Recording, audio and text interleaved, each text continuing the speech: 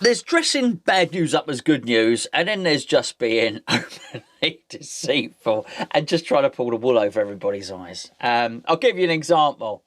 I've lost my job, but it's good news because I can do more gardening.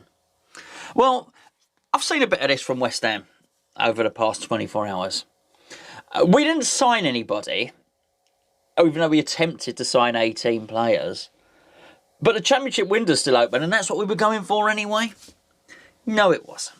I mean, it really wasn't. Fortunately, there's a couple of old clip-ins and that lovely interview with David Moyes where he makes reference to scouting players from the Championship and the Red Bull model, which you're all completely familiar with. Excuse me, a bit bright that light, isn't it? What's happened, though, is not that. I don't know what is supposed to sound impressive about the following, because it is used as a defence of the West Ham owners. And believe you me, the West Ham owners' defenders are out in force to try and justify their incompetence, or at least wrap their incompetence up and repackage it and present it to us as something completely different. The fact that we tried and failed to sign 18 centre-backs is meant to sound impressive. I understand what they're trying to do. Unfortunately, they don't understand how it comes across. And it plays into the narrative that Jim White was saying when he did his interview with Baz on the radio, which is, we tried. West Ham owners, they tried. I'll give you the example is, I'll give you an example of quite how much they tried, quite how much endeavour they put in to this whole transfer malarkey. They tried to sign 18 central defenders. That's how determined, that's how dedicated they are. That's what wonderful owners they are. Without really giving any thought to quite how incompetent that makes somebody sound. The fact that you could enter into 18 separate negotiations and not nail a single one. At what point does somebody think, that's impressive? Another thing, and we've got quite a lot to go through here. Another thing was the Tomori transfer. Again, I will refer back to the Jim Whitehand's interview. And he said that with 2 minutes to go, they were still about to sign Tomori. They had arranged a fee where the agent got lots of money. Chelsea got a massive loan fee. And then we were to pay Chelsea £50,000 every time the player didn't play. And to Jim White, that was meant to sound impressive. That was meant to be a counter-argument. I mean, you couldn't make it up. Who constructed that deal? Well, we know who constructed that deal. But why would you think that that's a good deal to start with? And why would you think that is legitimate mitigation? Why would you think that that's a good thing to use as a case for the defence? Because that's what he's saying. I'll tell you how good the West Ham owners are. They negotiated this deal. The deal was an awful deal. Thank goodness Tomori didn't sign for us. It seems that the lad, we've got to give him a bit of credit, it seems like the lad's got a lot of sense. He wasn't the only player, by the way, that turned us down. I'm pretty sure Chelsea were quite annoyed that deal didn't go through because, quite frankly, it sounded like the deal of the century. Because Tomori wouldn't have played every game. It's fair to assume that Tomori might have played no games.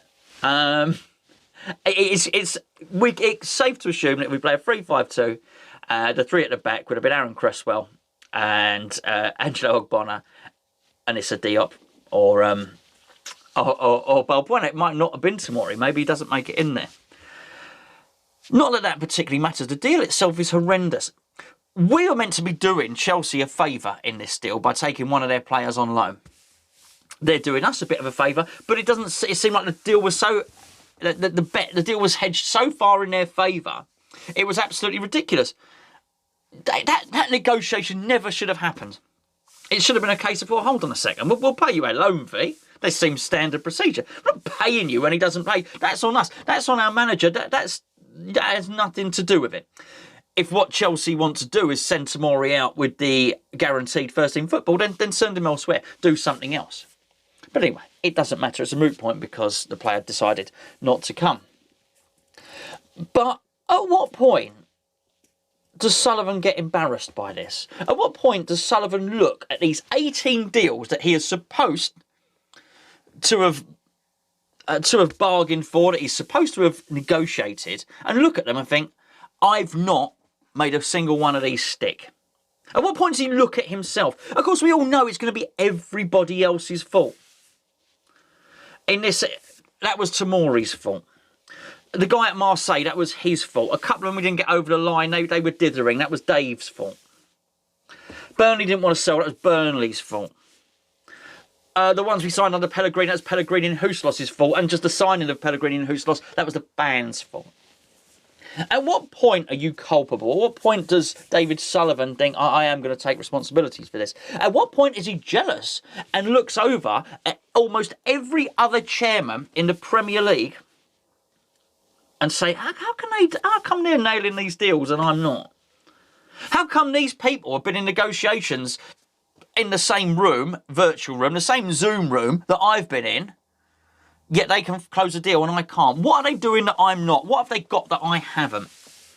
I don't ever feel that there's any reflection, that he ever looks at himself and thinks, okay, that's what I've done wrong, I'll change this and I'll move forward, I'll work slightly differently. He's still operating in the same way that he was, 25 years ago at Birmingham City. There's no change there, realistically. But you'd think there'd be some cause for embarrassment. And at what point does he tell Jim White, Jim, I need you to give across this information. Here's the information, Jim. I've bid for 18 different defenders and not got a single one. That's how much I tried. And by the way, Jim, I gave this deal over to Tomori. We were going to pay him the earth as a loan player, and I couldn't get it over the line. I don't know. And the thing that annoyed me about, that interview, there's a lot that annoyed me about that interview. I can't remember what Simon Jordan says quite a lot, and I like him, by the way. I think he's a very good presenter, but quite a lot Simon Jordan says, I'm not going to defend the indefensible. With respect, he'll often say, with respect, I'm not going to sit here and stick up for Golden Sullivan. Well, he says that 5 or 6 times a show and then goes on to stick up for Golden Sullivan. In fact, I'm not sure Simon Jordan is aware of what he's saying, because actually he's like a scratch record. He tells us he is not going to stick up for Golden Sullivan, and then he sticks up for them. Just in the same way that Jim White turns around and says, I've got all the respect in the world for the West Ham fans, and then goes on to disrespect us. But anyway, I think on the interview, Baz made the point that we just not bought anyone and other clubs had. Jim White came back and said, but hold on, Baz, Burnley have not signed anyone. What? At what point, again, do you think that's a legitimate defence? Right, okay, so Burnley haven't signed anyone, and we haven't signed anyone. How are we spinning that's a good thing? What about the 18 other clubs? And you think about it, there's this, I think a lot of people would agree with what I'm saying, but you will still get a few stragglers who will rally against it. What are you moaning about? We've won the last 2 games. Well, I think it's very important to separate the Moyes effect and what Moyes has done to the team and the shape and the organisation and the fitness to what Sullivan's doing, which is basically doing almost everything he can to hinder David Moyes. David Moyes gave him a list of 2 or 3 targets. I'm pretty sure David Moyes gave him a list of 18, by the way.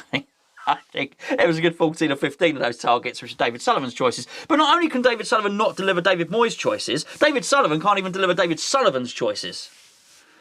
And so we're getting it spun. Oh, well, that's all right. We're looking at the Championship now. It was always the plan. No, it wasn't. Otherwise, you wouldn't have made 3 bids for James Tarkowski. You wouldn't have bid for the lad from Marseille. You wouldn't have made that ridiculous last day offer for Tomori if your intention had been all along to get a centre-half from the Championship. Now, we may well get one, and it may well be Dawson. If Dawson comes in, I will feel sorry for Dawson, because Dawson will be met with moans and groans. Why? Not because of anything that Dawson does or doesn't do. It will because Dawson will be a reflection. Dawson will be indicative of everything we don't like about the ownership. Dawson will become a metaphor for our transfer window. Will become a metaphor for our transfer dealings under Golden Sullivan. And just to put it into context, I will flash up a couple of a couple of statistics here, which Matt very kindly sent me, but I'm sure you will all know it. Departures from the club. Grady Diangana, Jordan Hugill, Albion Ajeti, Josh Cullen, Jack Wilshere, Andy Silver, Daniel Kemp. It's a lot of outs, right? What it doesn't also list, it doesn't list the people who were out of contract. So it doesn't list Ngakia, it doesn't list Zabaleta, and it doesn't list Sanchez. So a lot of players out, by the way. Players in. Thomas Souček and Vladimir Kufal. Well, Thomas Souček, whilst technically we might have paid for him now, or started the payment plan, the HP agreement, he's not like a new player. We already had him. Just Kufal is the only one. And actually, if you look down that list, when you consider, look, I like Kufal, I think he looks all right. I mean, I think he looks decent. I'm pleased to have him. But when you look, I mean, just below is Nelson Semedo. Unfortunately, the 30. We don't know, 30-something has been clipped off the end of the graphic. Quite frankly, it's embarrassing. And then you go and look at it, because what was happening on this interview was Simon Jordan was trying to spin. Actually, West Ham do spend money. Here's your graphic. How much did your club spend? There it is. You can see it there in black and in black and yellow and red. Oh, but not all red. There's a little bit of green on there. One team's got a bit of green. It's West Ham. Because technically, we've not spent any money. I mean, we're 9 million in profit. Yet everybody else, look at Fulham, look at West Brom, look at Newcastle, look at these teams. Look at Aston Villa. Why? And we hear this, the same story is trotted out. And this is what we hear from, what's his name, Simon Jordan.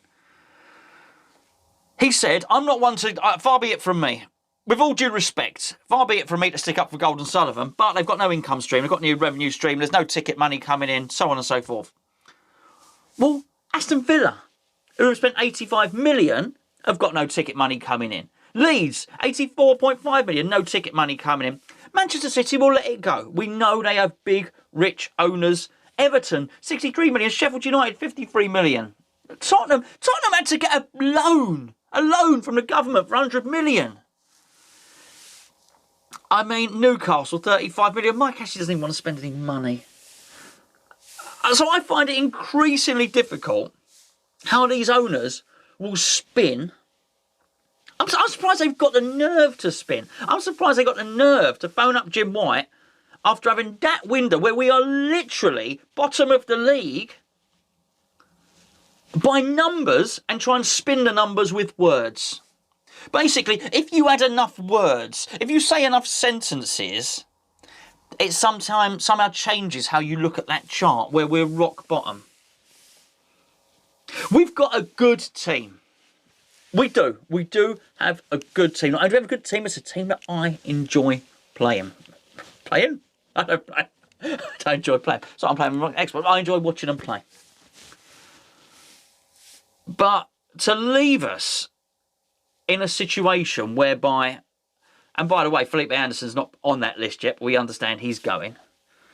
To leave us in a situation where we are an injury or two away from fielding players which, let's be fair, we all consider to be not good enough. To leave us in a position where when we submit our squad to the Premier League of 25 players, we can only put 20 names on it.